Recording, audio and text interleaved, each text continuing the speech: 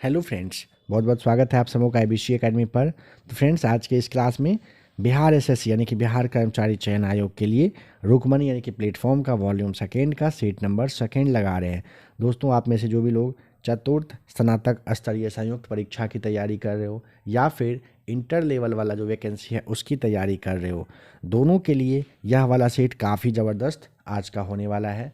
एक एक सवाल पे अच्छे से पकड़ बनाइए। आप ये जानते हो आपके एग्ज़ाम में काफ़ी सारा स्टूडेंट बैठने वाले हैं, काफ़ी सारा फॉर्म फिलअप हुआ है। अपना एक सीट पक्का करने के लिए ना ये जो क्लास है आपको ज़रूर ध्यान से देखना चाहिए। इसके अलावे भी अगर मास्टर वीडियो के रूप में और भी क्लास देखना हो, नीचे डिस्क्रिप्शन में आपको लिंक दे दिए हैं। बिहार एसएससी के लिए बेस्ट से बेस्ट क्लास यहाँ पर उपलब्ध है, तो आप उसे ज़रूर देखेंगे। आइए सीट नंबर सेकेंड के पहले सवाल पर चलते हैं। ये रहा सीट नंबर सेकेंड, है ना। चलिए सवाल नंबर 11वें पर आ जाइए। सबसे पहले कह रहा है कि एक कार समतल सड़क पर त्वरित हो रही है। कार के टायरों और सड़क के बीच घर्षण जो बल है उसकी दिशा क्या होगी। काफ़ी आसान है दोस्तों, गति की दिशा में होगा ना, है ना। एक कार समतल सड़क पर त्वरित हो रही है, कार के टायरों और सड़क के बीच घर्षण बल की दिशा पूछेगा क्या होगा, तो गति की दिशा में होगा। ए सही जवाब है। जब कांच की छड़ को रेशम से रगड़ा जाता है तो कांच की छड़, ऑप्शन नंबर हो जाएगा बी, इलेक्ट्रॉन क्या करती है, त्यागती है। मतलब धनावेशित आप कह सकते हो कि होती है। Option number B right answer है। चलिए सूची को मिला दीजिए। न्यूट्रॉनो, इसके लिए द्रव्यमानहीन और आवेशहीन लगभग आपको ये बताना होता है कि होता है। पॉजिट्रॉन की बात करिएगा तो धनावेशित इलेक्ट्रॉन हो जाएगा ये, ठीक है। जैसे क्वार्क है, क्वार्क के लिए आंशिक आवेग। और फोटोन की बात करिएगा तो प्रकाश का पैकेट यानी कि ऊर्जा आपका यहाँ पे ये वाला सही हो जाएगा। तो इस तरह से आप ठीक कर सकते हो इसे। ऑप्शन नंबर अगर देखें तो बी में सही जवाब दिया गया है। यहाँ पे निम्नलिखित में से कौन सा अनुचुंबकीय, कह रहा है कि नहीं है।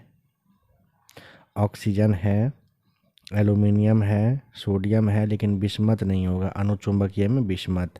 निम्नलिखित में से कौन सा कथन गुरुत्वाकर्षण केंद्र के बारे में सही है।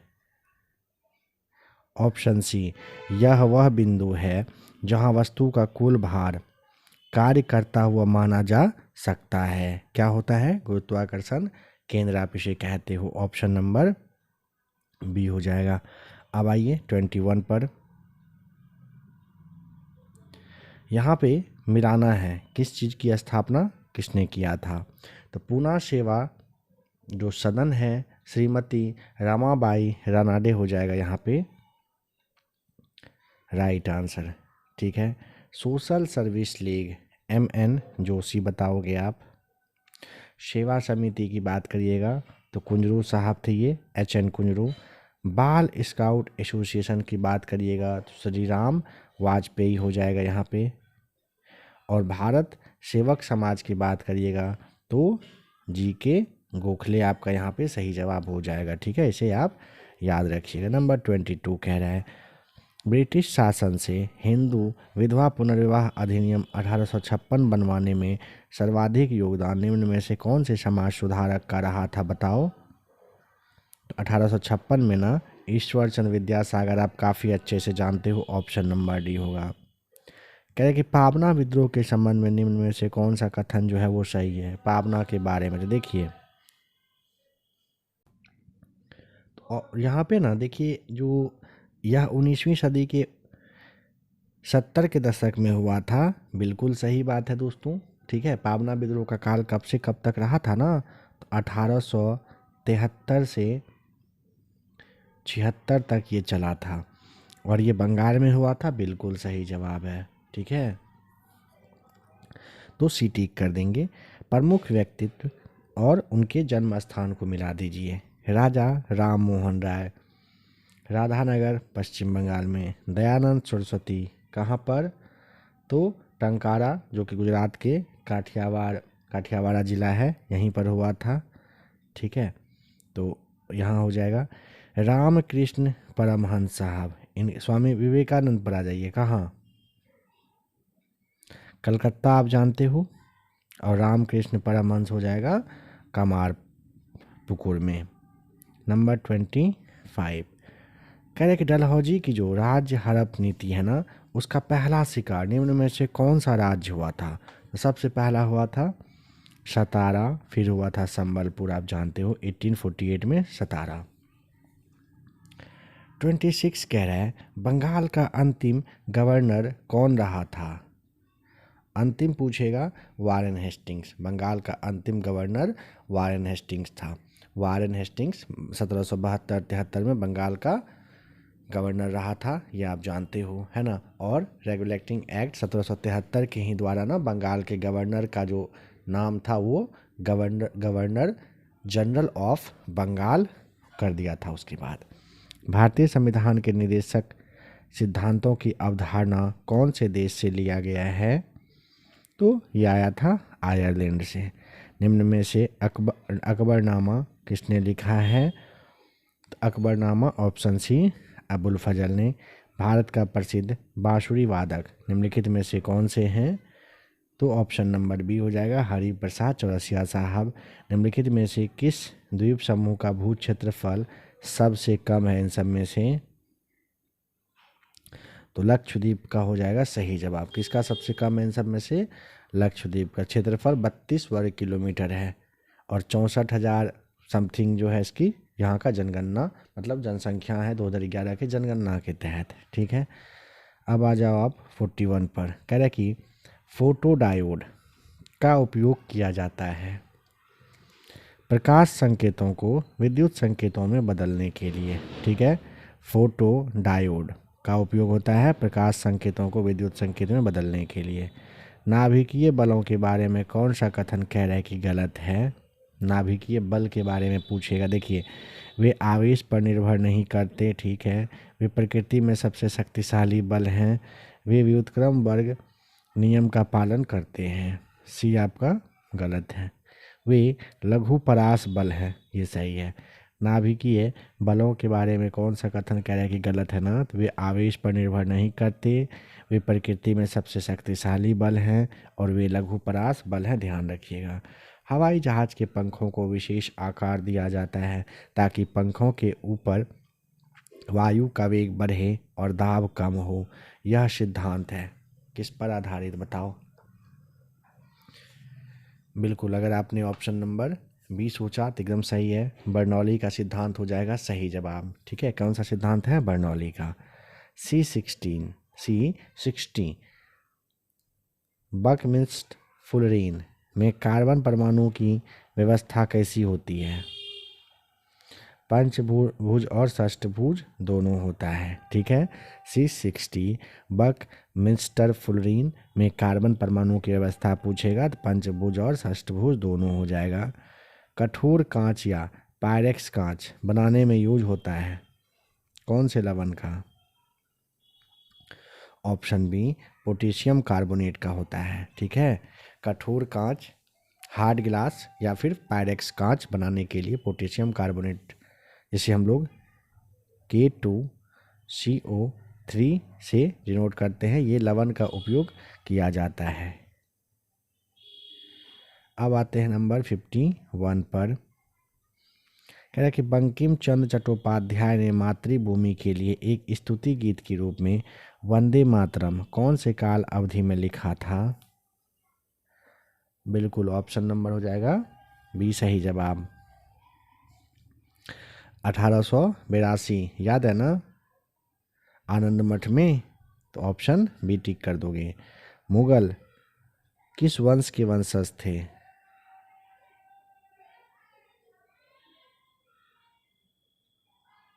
ऑप्शन नंबर ए चगताई तुर्क मंगोल हो जाएगा सही जवाब, मंगोल। ठीक है, भारत की जनगणना 2011 के तहत भारत में बाल जनसंख्या जो कि 0 से 6 वर्ष टाइम पीरियड होता है, कुल जनसंख्या की लगभग कितने प्रतिशत है? 13.1% आपको टिक करना होगा, 13.1। भारतीय संविधान के राजनीति के लिए भारतीय संविधान के राजनीति के किस निर्देशक सिद्धांत को प्राप्त करने के उद्देश्य से जमींदारी प्रथा का उन्मूलन किया गया था? आर्थिक और सामाजिक न्याय के तहत। ऑप्शन सी सही जवाब है। पंचवर्षीय योजना की अवधारणा कहाँ से लिया गया है, कौन से देश से? तो सोवियत संघ से आया है ना पंचवर्षीय योजना। सोवियत संघ 1928 में 5 वर्षों की अवधि के लिए शुरू किया था। कह रहे कि प्रतिभूति अपीलीय न्यायाधिकरण की स्थापना किस अधिनियम के तहत की गई थी? ऑप्शन सी भारतीय प्रतिभूति और विनिमय बोर्ड अधिनियम 1992 के तहत। कह रहे हैं प्रतिभूति अपीलीय न्यायाधिकरण की स्थापना किस अधिनियम के तहत की गई थी? तो भारतीय प्रतिभूति और विनिमय बोर्ड अधिनियम 1992 के तहत हो जाएगा। भारत में कौन सी अदालत संपत्ति विवाद, तलाक और उपभोक्ता समस्याओं जैसे सिविल मामलों पर कार्रवाई करने के लिए जिम्मेदार है? तो वो है दीवानी। ठीक है, संपत्ति विवाद, तलाक और उपभोक्ता समस्या दीवानी। भारत में खरीफ ऋतु में उगाई जाने वाली फसलों के समूह का चयन करें। खरीफ के तहत क्या होगा? 58 का सी। उड़द और कपास को आप टिक कर सकते हो। भारत में खरीफ ऋतु में क्या? उड़द और कपास सही जवाब है। खरीफ ऋतु में धान, सोयाबीन, अरहर, तिल, मूंग, उड़द, फिर आपका लोबिया है, ज्वार है, रागी है, बाजरा है, मूंगफली है, ये सब आता है। जायद फसल पता है ना? तरबूज, खरबूज, खीरा, सब्जी, ये सब आता है। भारतीय कृषि पर ब्रिटिश भू राजस्व प्रणाली का क्या प्रभाव पड़ा? देखिए, भारतीय कृषि पर ब्रिटिश भू राजस्व प्रणाली का प्रभाव क्या पड़ा ना? तो किसानों का शोषण करने वाले जमींदारों का एक वर्ग बन गया था, ध्यान रखिएगा। ठीक है, ऑप्शन नंबर सी सही जवाब है। कह रहे कि भारतीय संविधान के अनुसार राज्य लोक सेवा आयोग के सदस्यों की नियुक्ति प्राधिकारी किसे माना जाता है? ऑप्शन नंबर ए राज्य लोक सेवा आयोग के तहत राज्यपाल हो जाएगा, है ना? ए सही जवाब। चलिए अब आइए नेक्स्ट क्वेश्चन नंबर 71 पर। कह रहे कि पीएच स्केल एक लघु गणकीय पैमाना है। यदि किसी विलयन का पीएच 3 से 6 हो जाए, ठीक है, 3 से 6 हो जाए तो H प्लस आयन सांद्रता 1000 गुना कम हो जाएगी, यानी कि 10 पे पावर 3 गुना कम हो जाएगी, ये ध्यान रखिएगा। साबुन के मिसेल निर्माण में हाइड्रोफोबिक पूंछ मैल या फिर कहिए तेल की ओर मतलब केंद्र में और हाइड्रोफिलिक सिरा बाहर यानी कि पानी की ओर होता है साबुन के मिसेल निर्माण में, ध्यान रखिएगा। नेक्स्ट क्वेश्चन नंबर 73 कह रहा है बॉक्साइट से एल्युमिनियम के निष्कर्षण में क्रायोलाइट क्यों मिलाया जाता है?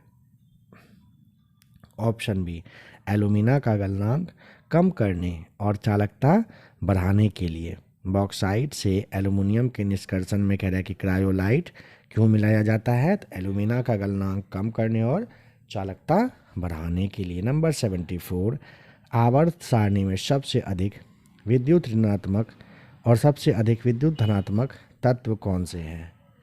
बताओ। आवर्त सारणी में सबसे अधिक विद्युत ऋणात्मक और सबसे अधिक विद्युत धनात्मक तत्व पूछेगा ना? ऑप्शन ए फ्लोरीन और फ्रांसीयम बताना होता है। हाइड्रोजन बंधन के कारण निम्नलिखित में से किस अणु का क्वथनांक अपवाद स्वरूप उच्च होता है? क्या हो गया, क्या हो जाएगा यहाँ पे? ऑप्शन नंबर बी H2O बताना होता है, मतलब जल। ठीक है ना? हाइड्रोजन बंधन के कारण निम्नलिखित में से किस अणु का क्वथनांक अपवाद स्वरूप उच्च होता है? H2O का होता है, सही जवाब है। आ जाओ 81 पर। कह रहे कि गरीबी पर रंगराजन कमेटी कब गठित की गई थी? 81 का हो जाएगा कब? 2012 में बताइएगा, जून 2012 में। ठीक है, गरीबी पर रंगराजन कमेटी का गठन 2012 में हुआ था। देखिए थोड़ा बहुत साइड से दोस्तों अगर कट रहा हो तो उसे मैनेज कर दीजिएगा। जैसे यहाँ पे दर्शाया गया है, सवाल तो पूरा पढ़ ही देते हैं, है ना। कोई एक लास्ट छोटा सा वर्ड अगर कट जाए तो थोड़ा सा उसे मैनेज कर दीजिएगा। बिहार बजट यानी कि 2025-26 में पूंजीगत प्राप्ति कितना दर्शाया गया है? 56,263.19 करोड़ रुपया। बिहार बजट 2025-26 में पूंजीगत प्राप्ति कितना दर्शाया गया है? 56,263.19 करोड़ रुपया। भारत में पूंजी खाते की परिवर्तनीयता पर कौन सी समिति बनी है? ऑप्शन नंबर सी तारापुर समिति होगा। भारत में पूंजी खाते की परिवर्तनीयता पर कौन सी समिति? तारापुर। किसी अर्थव्यवस्था में मुद्रास्फीति के साथ साथ बाजार में गतिहीनता की स्थिति को क्या कहते हैं? स्टैगफ्लेशन कहते हैं। किसी अर्थव्यवस्था में मुद्रास्फीति के साथ साथ बाजार में गतिहीनता की स्थिति को स्टैगफ्लेशन कहते हैं। किसी कंपनी के अधिकृत पूंजी का अर्थ क्या होता है? ऑप्शन सी पूंजी की वह अधिकतम सीमा जिससे कंपनी शेयर के रूप में जारी कर सकती है। भारत की ब्लू माउंटेन चोटी अवस्थित है? ऑप्शन नंबर बी मिजोरम में। भारत का जो ब्लू माउंटेन चोटी है कहाँ है? मिजोरम में है। ठीक है। भारत में निम्नलिखित में से कौन सा स्थान विश्व का सबसे आर्द्र स्थान है? 87 का हो जाएगा ऑप्शन नंबर सी मासिनराम। सबसे भारत का जो है, भारत का विश्व का कहिए सबसे आर्द्र स्थान है मासिनराम मेघालय। कर्क रेखा निम्नलिखित में से कहाँ से होकर नहीं गुजरती है?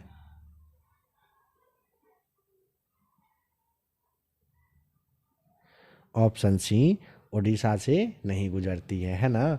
कर्क रेखा 8 राज्यों से, गुजरात, राजस्थान, मध्य प्रदेश, छत्तीसगढ़, झारखंड, पश्चिम बंगाल, त्रिपुरा और मिजोरम से गुजरती है। निम्नलिखित घटनाओं पर विचार करिए। दूसरा गोलमेज सम्मेलन 1931 में हुआ था। भारतीय वाणिज्य और उद्योग महासंघ का गठन कब हुआ था? 1927 में। दलित वर्ग एसोसिएशन कब? 1930 में। पूना पैक्ट कब हुआ था? 1932 में, है ना। तो अब इसे आप मिला लोगे ना, इसकी ज़रूरत नहीं ना मिलाने का, मिला लीजिएगा आप, है ना। नंबर 90 कह रहा है मौलिक कर्तव्य के बारे में निम्नलिखित में से कौन सा कथन सही है? मौलिक कर्तव्य, आइए देखते हैं। मौलिक कर्तव्य भारतीय संविधान के लागू होने के समय से ही इसका हिस्सा था। गलत हो जाएगा। संविधान के भाग 4 के ए के अंतर्गत अनुच्छेद 51 के ए मौलिक कर्तव्यों की रूपरेखा प्रस्तुत करती है। क्या? बिल्कुल सही है। दूसरा कथन बस यहाँ पे सही है। ठीक है, अब आते हैं 101 पर। कह रहे कि किसी तत्व की परमाणु संख्या यानी कि एटॉमिक नंबर 17 है और द्रव्यमान संख्या 35 है।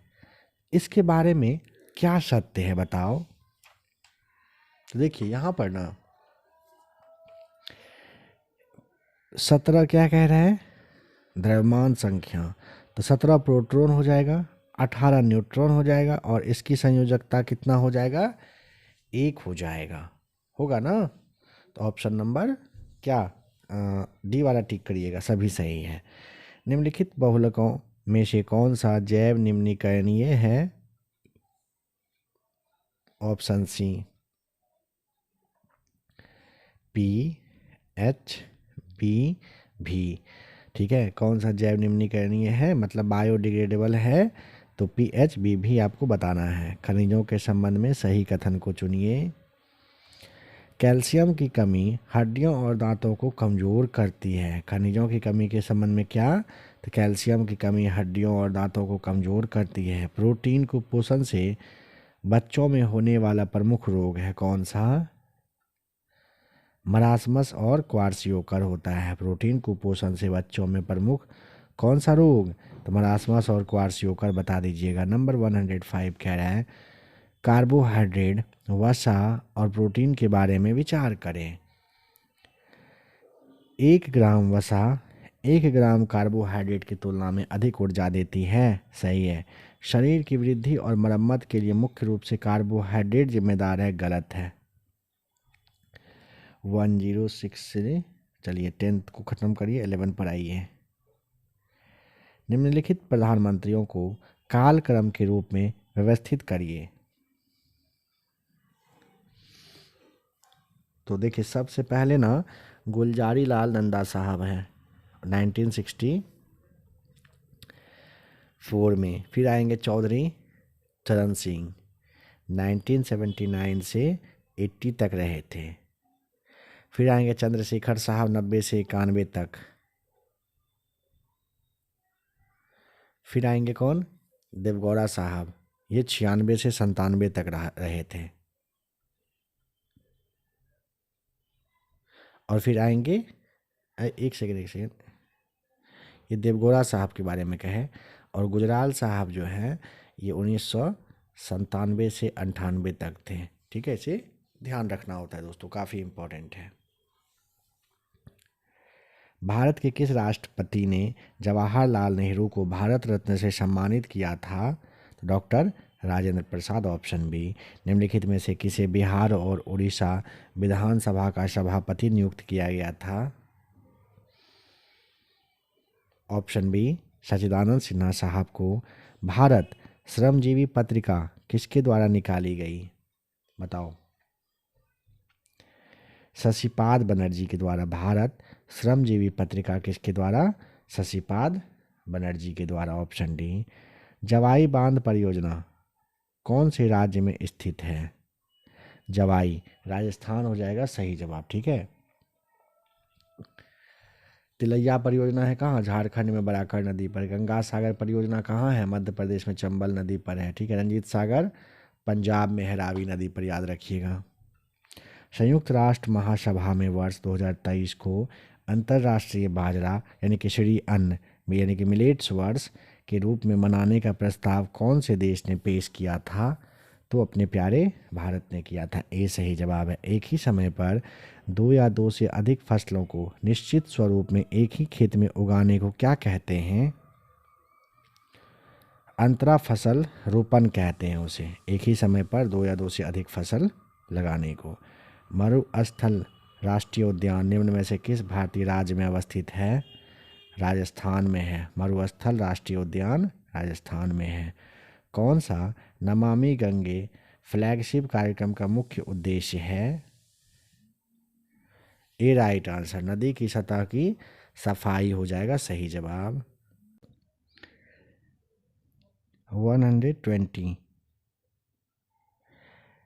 एनएसजी का पूरा नाम क्या है? नेशनल सिक्योरिटी गार्ड होता है। ऑप्शन बी आप जानते हो, है ना। चलिए अब आते हैं 131 पर।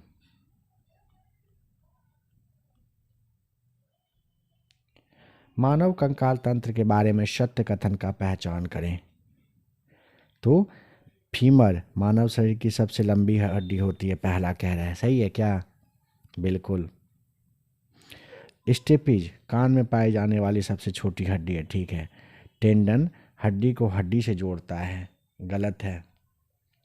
टेंडन मांसपेशी को हड्डी से जोड़ता है। रक्त समूह मतलब ब्लड ग्रुप के बारे में कौन सा कथन गलत है कह रहा है? देखिए, एंटीजन जो है लाल रक्त कोशिकाओं की सतह पर पाए जाते हैं। गलत है। गलत कर दें? नहीं, सही है। एंटीजन लाल रक्त कोशिकाओं की सतह पर पाए जाते हैं। रक्त समूह AB+ सर्वग्राही यानी कि यूनिवर्सल रिसेप्टेंस होता है। सही है। रक्त समूह O जो है ये सर्वदाता होता है। नंबर डी गलत है। यदि पिता माता का रक्त समूह AB है तो बच्चे का रक्त समूह केवल O होगा, ऐसा नहीं है। ये वाला गलत है। पक्षियों के उड़ने में कौन सा अनुकूलन नहीं पाया जाता है? दांत युक्त जबड़ा। पक्षियों के उड़ने में खोखली हड्डी, अग्रपादों का पंखों में रूपांतरण, शरीर पर परों का आवरण, ये सब हो जाएगा। निम्नलिखित में से कौन सा कथन कह रहा है कि सुमेली गलत सुमेलित है, बताओ। देखिए, स्पायरोगायरा शैवाल ठीक है, फर्ड टेरिडोफाइटा सही है, मॉस ब्रायोफाइटा सही है, साइकस जो है ये एंजियोस्पर्म गलत हो जाएगा। ठीक है, आओ 135 पर कह रहे क्या, त्वचा की बाहरी परत किस प्रकार के उत्तक का उदाहरण है ये बता दो आप। तो ऑप्शन नंबर 135 का होगा सी, स्तंभाकार उपकला हो जाएगा सही जवाब। ठीक है, अब आते हैं 141 पर। मेटा ने किसे अपना अध्यक्ष और उपाध्यक्ष नियुक्त किया है। ऑप्शन नंबर हो जाएगा सी सही जवाब, दीना पावेल मैक कॉर्मिक को किया है मेटा ने अपना अध्यक्ष। ठीक है, जनवरी 2026 में किसे आईटीबीपी प्रमुख नियुक्त किया गया है। शत्रुजीत सिंह कपूर को हो जाएगा जनवरी 2026 में आईटीबीपी के प्रमुख के रूप में शत्रुजीत सिंह कपूर सही जवाब है। नीति आयोग के निर्यात तैयारी सूचकांक 2024 में कौन शीर्ष पर रहा। तो महाराष्ट्र ऑप्शन नंबर बी।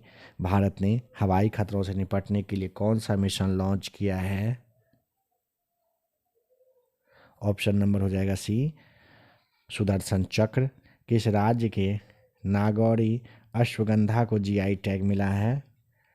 तो ऑप्शन नंबर सी, राजस्थान के।